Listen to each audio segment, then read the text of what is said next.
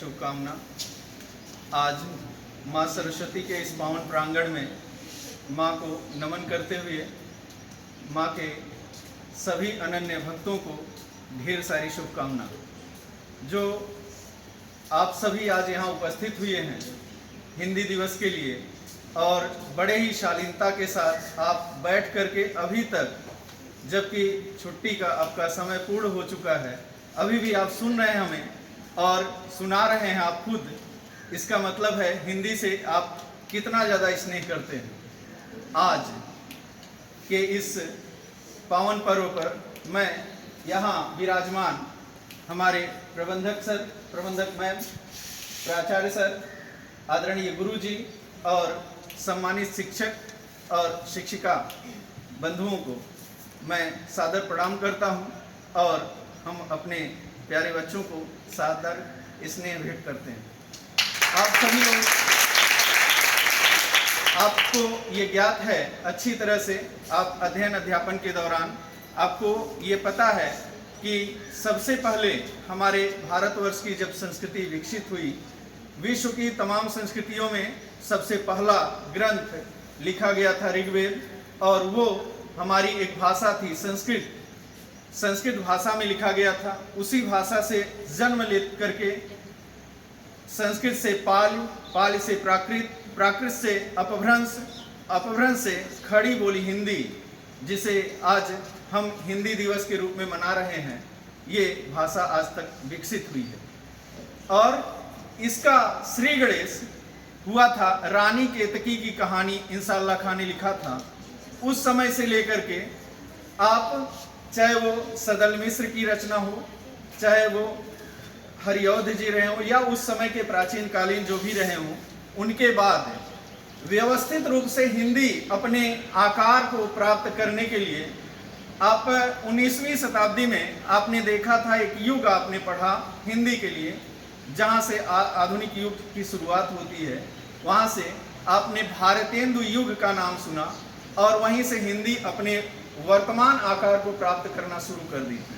यद्यपि इसके पहले चारण काल जब चल रहा था, उस समय राजाओं की प्रशंसा के लिए रासो साहित्य उभर करके सामने आए। उस समय आपने देखा था, चाहे वो पृथ्वीराज रासो की रचना आज हमारे गांव में आल्हा उदल की कहानी के रूप में आल्हा गाया जाता है। बड़ा ही रोचक लगता है, गाने वाला पूरा लीन हो जाता है। वह भी हिंदी का एक पूर्ववर्ती रूप रहा है। हिंदी में ही गाता है, हिंदी में ही रमता है। आज यह भारतवर्ष की सबसे बड़ी कम्युनिकेशन की भाषा है, एक दूसरे से जुड़े रहने की भाषा है। हम यह दिवस मनाते इसलिए हैं कि हम अपनी भाषा, अपनी मातृभाषा, अपनी जनभाषा, अपनी राजभाषा को हम एक महत्व दे सकें, इसे एक सम्मान दे सकें। इसी के लिए आज हम इस दिवस को मनाते हैं। और आपको ज्ञात होगा कि जिस समय भारत की यह राजभाषा घोषित की गई, उस समय भारत के संविधान उसी दिन पूर्ण हुआ था। वो हमारे लिए एक आदरणीय दिन था और तब से लेकर के आज तक हम मनाते रहे हैं। आज हिंदी पूरे विश्व पटल पर अपनी पहचान बना करके अंग्रेजी और चीन की भाषा मदारी के बाद तीसरी विश्व की सबसे बड़ी भाषा है। और इसके बाद ये गौरव भारत की भाषा को प्राप्त है। इसका श्रेय भारत की जनसंख्या को जाता है, क्योंकि ज़्यादा से ज़्यादा बोलने वाले जनभाषी जो होते हैं वो व्यक्ति ही होते हैं। तो जिस देश की जनसंख्या ज़्यादा होती है, उस देश की भाषा ज़्यादा बोली जाएगी।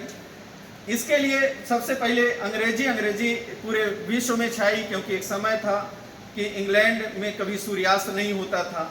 उस देश का कभी सूर्यास्त नहीं होता था, क्योंकि वो पूरे विश्व भर में फैला हुआ था। आज उस भाषा को पूरे विश्व भर में बोली जाती है। वो पूरे विश्व की एक ऐसी भाषा है कि जिससे एक दूसरे से आदमी जुड़ सकते हैं।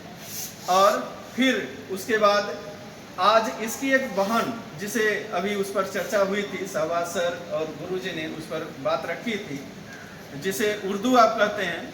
उर्दू इसके साथ सहभाषा के रूप में बोली जाती है। पाकिस्तान की वह राष्ट्रभाषा भी है और दुनिया की 10वें नंबर की सबसे अधिक बोली जाने वाली भाषा है। आपको ये जानकर हर्ष होगा कि अगर दोनों भाषाओं को जोड़ दिया जाए तो विश्व की सबसे बड़ी भाषा अंग्रेजी में पीछे हो जाएगी, जो संस्कृत से ही पैदा हुई थी। इस तरह से ये विश्व की सबसे नंबर 1 की भाषा है। और सबसे बड़ी बात यह है कि इसमें बोलना, इसका शब्द, ये सब हमारे मन मस्तिष्क में इतना ज़्यादा घर कर गया है कि हम इसे बोल करके आह्लादित होते हैं।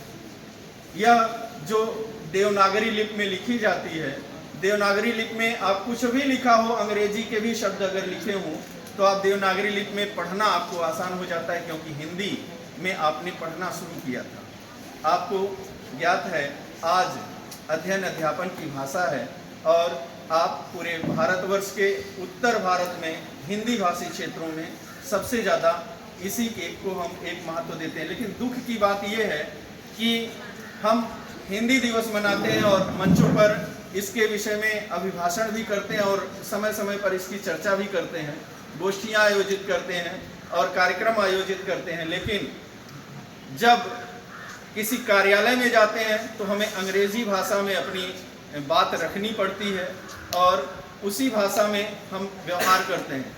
अभी कंप्यूटर की भाषा की बात की गई, चाहे वो C++ हो या जावा हो, जो भी आज की नवीन तकनीकी के हिसाब से यह एक भाषा, आपने जो कंप्यूटर और वर्तमान समय में मोबाइल के माध्यम से आप भाषा का स्थानांतरण करते हैं, किसी भी भाषा को हिंदी में बोल लेना और हिंदी की भाषा को किसी और भाषा में ट्रांसलेट कर लेना, ये एक बड़ी उपलब्धि है आज के सूचना प्रौद्योगिकी के युग में। आप सभी आज परीक्षा दिए।